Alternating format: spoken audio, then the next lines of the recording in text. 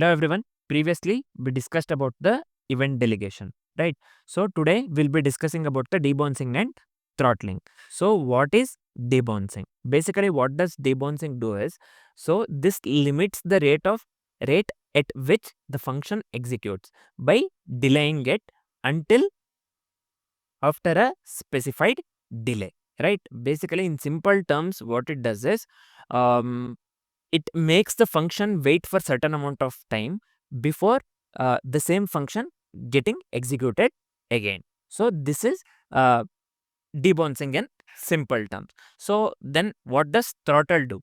So basically what throttle does here is, throttling ensures a function is called at most once. So for a particular time, it makes shows throttling function make shows that the function particular function is called only once. That's what throttling does, and this is the difference between the debouncing and throttling. Basically in the interviews, the difference between debouncing and the throttling might be asked, or it may be asked individually as well, like what is debouncing and throttling, and they might ask to this one implement with the example as well, right?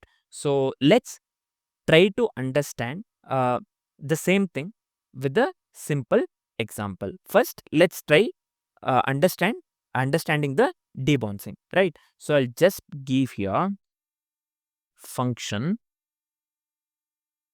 debounce of function as well as delay. So these are the two parameter. I'll just take the variable timeout, not set timeout. I'll just consider the variable name timeout. So here, let me just return the function quickly. As it can take multiple arguments, I'll just make use of the spread operator. I'll just give here args. So I hope you guys are familiar with the spread operator, spread and the rest operators. So this one is, sorry, rest operator, this one, it can take the multiple arguments at a time, right? So I'll just be making use of the, spread operator itself, not the rest. So here, what I'll do is just consider clear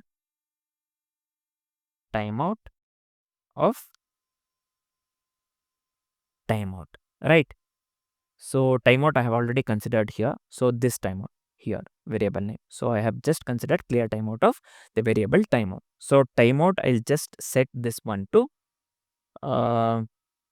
let me consider the timer interval set timeout, right?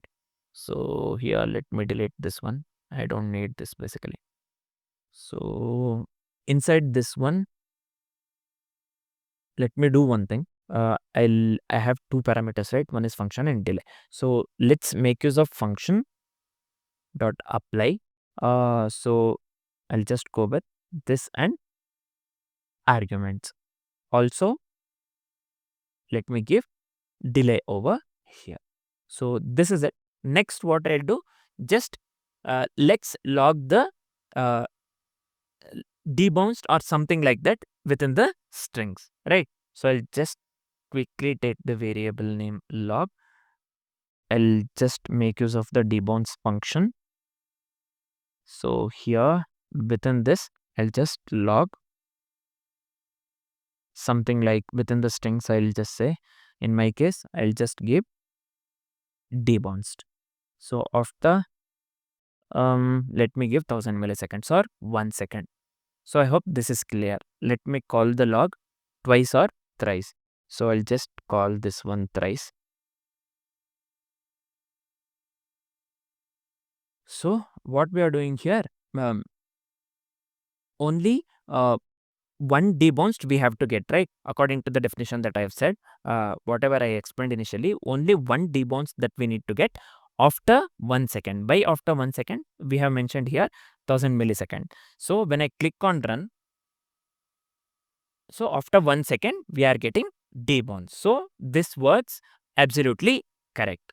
So in simple terms, as I've said, what does debounce do is, so it makes the function wait for certain amount of time before getting executed again, the same function before it gets executed again, it has to wait for certain amount of time. That's what the debounce does. Basically, this debounce will be very helpful in the search engine optimization as well, right?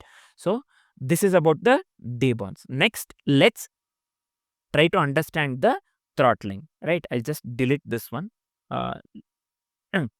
Let's try to understand the throttling with example. I'll just give here function.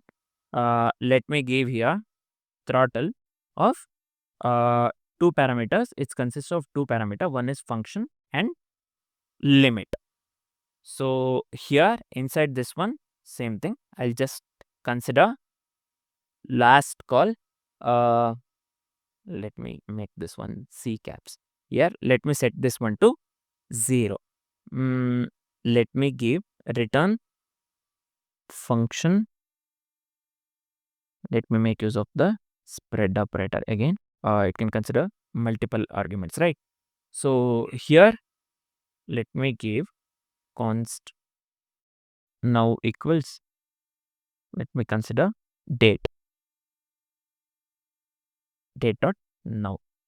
I hope this is clear. Next, let me make use of the if condition. Now minus last call. If it is greater than or equal to limit, then what we will do? We will set the last call to now. So I'll just give here last call to now. Then finally func dot apply. So I'll just call this comma args, right? So I hope this is clear till here.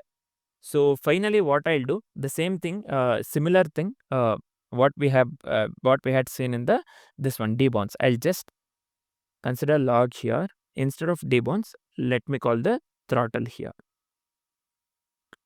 So I'll just log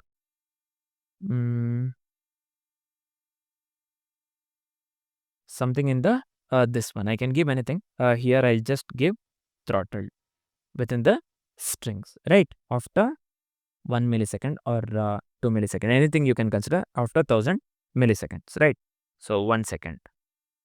So I'll just do the same thing. I'll just call the log twice or thrice, as we have considered thrice in this one debounce. Let me consider the same thing in throttle as well. So here throttled is logged at most every 1 second. That's what it happens here in this line.